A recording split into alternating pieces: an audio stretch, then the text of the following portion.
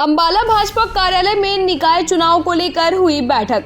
अंबाला शहर, अंबाला छावनी और बराड़ा के चुनाव के बारे में हुई चर्चा। जिला अध्यक्ष मनदीप राणा व चुनाव प्रभारी प्रमोद कौशिक ने कांग्रेस की गुटबाजी को लेकर भी तंज कसा। मनदीप राणा ने कहा, कांग्रेस प्रत्याशी के नामांकन में सैलजा और हुडा खेमे की गुटबाजी दिखाई दी।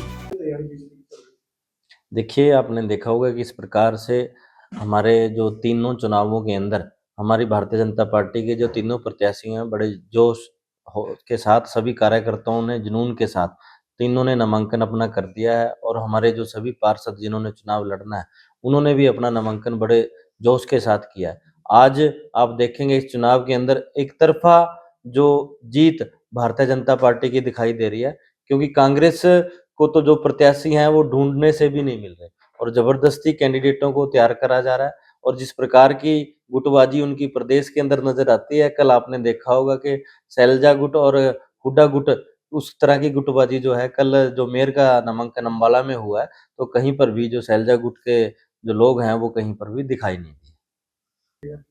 देखिए, हाँ, हमारी जो विधानसभा को चुनाव लड़ने की जो कमेटियां हैं वो बन चुकी हैं और आज कुरुक्षेत्र के अंदर हमारी बैठक होने जा रही है। उसके अंदर ये तय हो जाएगा कि प्रदेश से कौन कौन नेता कौन कौन सी तारीख में प्रचार करने के लिए आए हैं।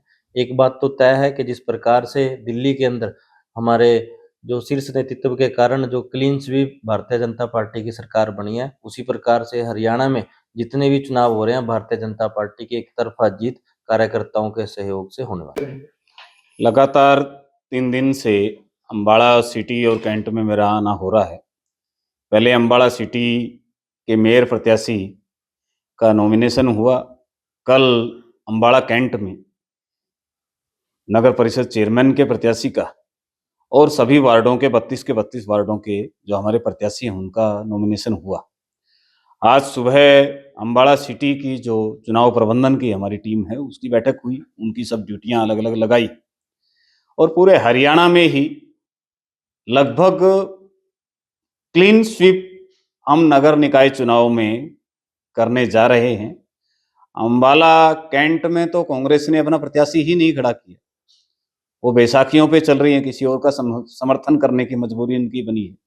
और सिटी में भी उन्होंने मजबूरी में प्रत्याशी पैदा किया। जिस हिसाब से उनका माहौल दोनों ही यूनिट में मेरे को लग रहा है कि भारतीय जनता पार्टी एक बड़े मार्जिन से जीत दर्ज करेगी। और पूरे हरियाणा में 18 जिलों में निकाय चुनाव हो रहे हैं।